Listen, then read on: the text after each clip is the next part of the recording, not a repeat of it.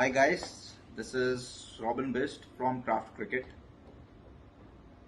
Thank you यार, आपके सवाल मुझे मिलते रहते हैं और उन सवालों पे ही मैं वीडियो बना पाता हूँ। Thank you so much. आपका इतना प्यार मिल रहा है पिछले कुछ दिनों से।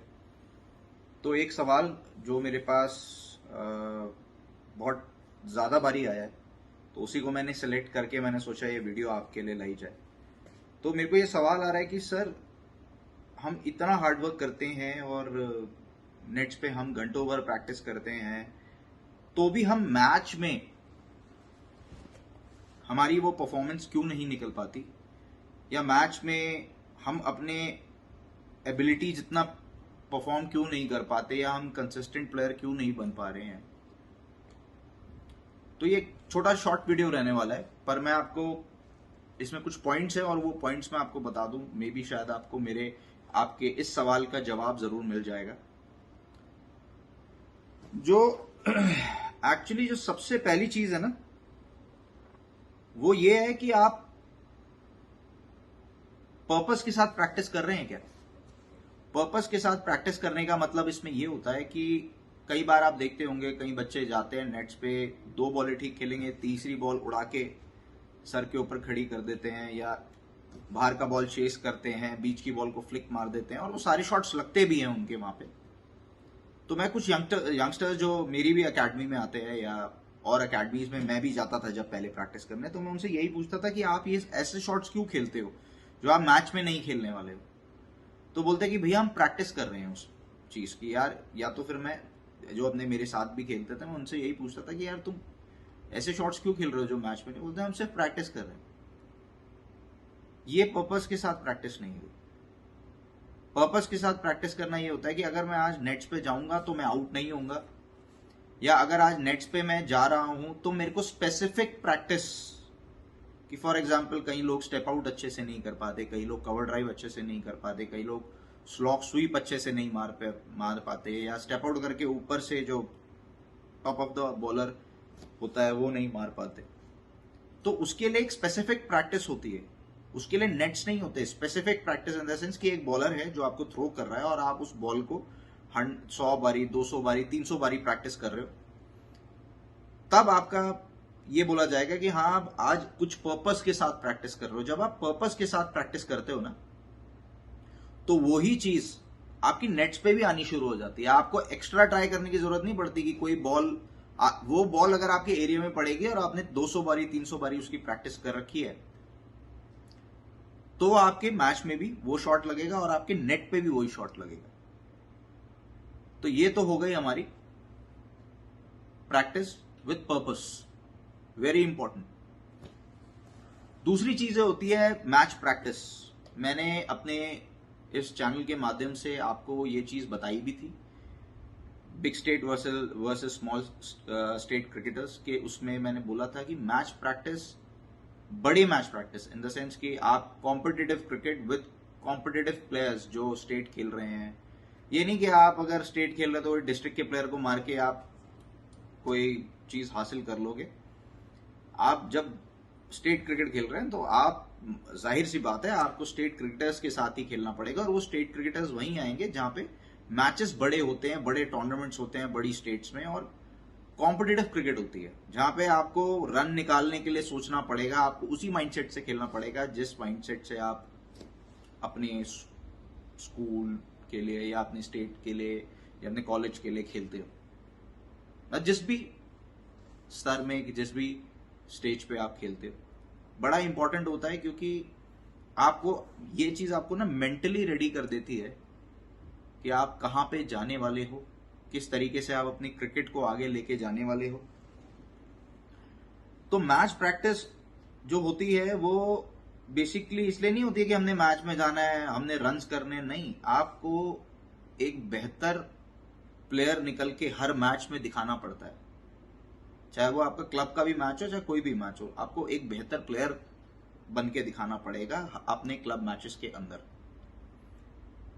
हर स्कोर पे आपको ये देखना पड़ेगा कि आज अगर मैंने 70 रन बनाए तो मैं कैसे इसको 90 तक ले जा सकता हूं, या मैं आज मेरे को लास्ट के 15 ओवर्स खेलने के लिए मिल रहे हैं तो मेरा कैसा, तो मैं कैसा परफॉर्मेंस कर रहा हूँ, इससे ऊपर मैं कैसे कर सकता हूँ।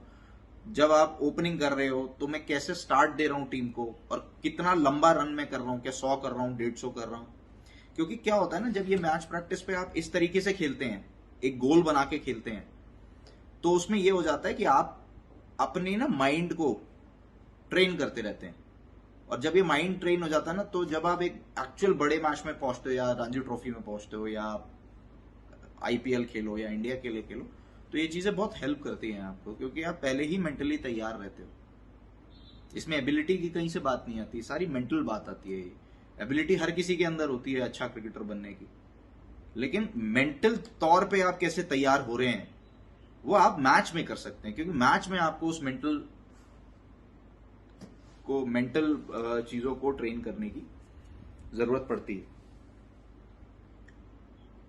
दूसरी चीज कि आपके जहां पे आप प्रैक्टिस कर रहे हैं, क्या वहां पे ऐसा माहौल है जहां पे आप स्टेट क्रिकेटर्स के साथ या इंडिया आईपीएल क्रिकेटर्स के साथ आप ट्रेनिंग कर रहे हैं, प्रैक्टिस कर रहे हैं। क्योंकि जब आप इन लोगों के साथ प्रैक्टिस करते हैं ना, एक तो सीखने को तो मिलता ही है, प्लस आपको इनसे बात करने का मौका मिलेगा, माइंडसेट जानने का मौका मिलेगा, ये कितने काम रहते हैं ऐसी सिचुएशंस में जहां पे बहुत प्रेशर होता है, चाहे वो लाइफ का हो, चाहे वो क्रिकेट का हो।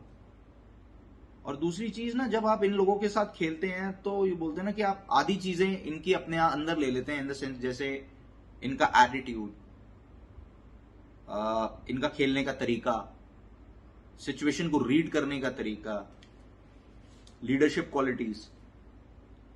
क्योंकि मुझे अभी तक याद है, जब मैं छोटा था और मैं जहां पे प्रैक्टिस करता था, वहां पे 4 से 5 या 6 रणजी ट्रॉफी प्लेयर्स आते थे। उस टाइम पे आईपीएल तो नहीं हुई थी शुरू, बट जब ये लोग आते थे तो एक्चुअल में हम लोगों के साथ प्रैक्टिस करते थे, हमें बताते थे।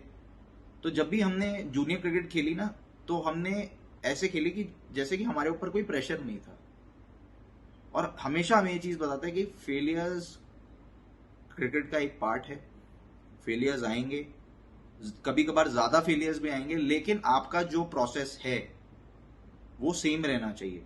चाहे वो आप फेलियर्स की तरफ जा रहे हो, चाहे आप सक्सेस की तरफ जा रहे हो, चाहे आप बहुत रन कर रहे हो, विकेट ले रहे हो, या नहीं कर रहे हो, माइंडसेट सेम रहना चाहिए, प्रोसेस सेम रहना चाहिए। कई बार ऐसा टाइम आता है कि आप कभी कभी चीजों से भटक जाते हैं, कभी कभी अंपायर गलत आउट दे देता है, आप अच्छा खेल रहे हैं, आप रन आउट हो जाते हैं।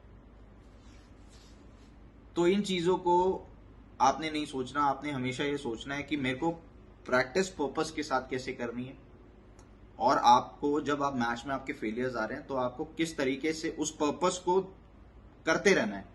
और जो मैंने मैच के बारे में बताया कि कैसे मैच प्रैक्टिस, जो मेंटल ट्रेनिंग होती है मैच के अंदर, वो आपको कैसे करनी है, कि मेरा स्टार्ट कैसा आ रहा है, मैं हर मैच में कैसे अच्छा स्टार्ट दूं। तो यही चीजें जो मैंने पहले पॉइंट्स में बताई, यही चीजें मेरे को हमारे सीनियर्स ने बताई थी। तो बड़ा फर्क पड़ता है एक अच्छे माहौल होने का, एक अच्छे माहौल की क्रिकेट में। क्योंकि आप अगर अकेले प्रैक्टिस कर रहे हैं तो I don't think so you are going anywhere, because आपको ना कभी ये पता नहीं चलेगा कि मैं क्या सही कर रहा हूं, क्या गलत कर रहा हूं। हालांकि वहां पे कोचेस भी होते हैं, लेकिन कोचेस 100 बच्चे आ रहे हैं या 150 बच्चा आ रहा है, 50 बच्चा भी आ रहा है, तो किस किस पे ज्यादा ध्यान देते हैं। खैर, उसमें ही मेरा नेक्स्ट पॉइंट है कि आपका कोच जो है, does he have a good mental setup, और he has that mentality to make you a come back from your failures, which is very important, बहुत इंपॉर्टेंट है। हमने बड़ा सफर किया था इस चीज में, कि जब हमारा फेलियर्स आ रहे थे तो कोच हमें बोलते थे कि यार मुझे लग रहा है कि तू फ्रंट फुट पे अच्छा नहीं खेल रहा, मुझे लग रहा है आप बैक फुट पे अच्छा नहीं खेल रहे हो। लेकिन दैट डजंट मैटर यार, मेरे रन्स बनना ज्यादा इंपॉर्टेंट है, आगे पीछे खेलना इंपॉर्टेंट नहीं है। तो वो आपको क्या राइट इंफॉर्मेशन दे रहा है on a right time, that is very important. Because coach का रोल बहुत बड़ा होता है, बहुत बड़ा होता है एक प्लेयर को कम बैक कराने में। हाल ही में आपने देखा होगा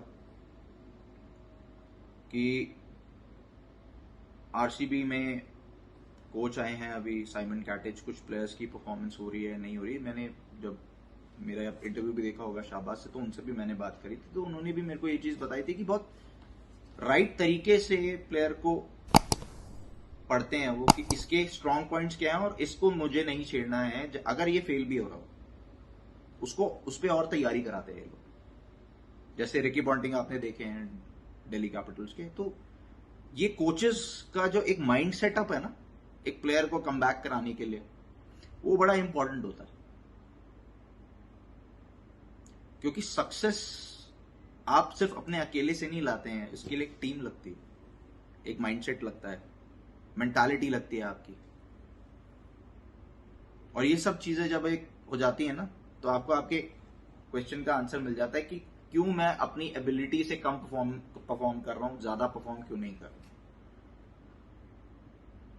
अगर आप इन चार पॉइंट्स को 5 पॉइंट्स को अगर अपने दिमाग में बिठा लेंगे ना कि मेरे को इसी तरीके से चलना है और इस तरीके से मुझे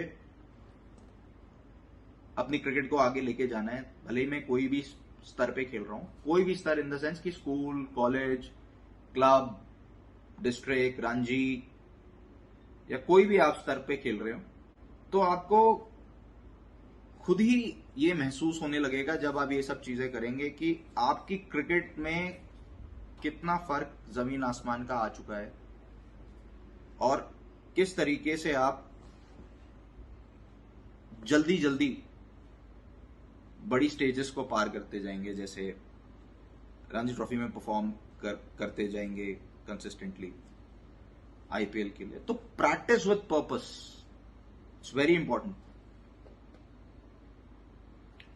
और जो भी मैं आपको पॉइंट्स बता रहा हूं प्लीज इसको ना नोट डाउन जरूर कर लीजिएगा, क्योंकि कई बार ना हम ये चीजें भूल जाते हैं। तो मेंटल लेवल पे क्या होती हैं चीजें कि अगर आप बार बार चीजें, अगर आपके मसल मेमोरी में नहीं जाएगा और आप बार बार चीजों को याद नहीं करेंगे तो वो चीजें निकल जाती है और कहीं ना कहीं आप इन चीजों को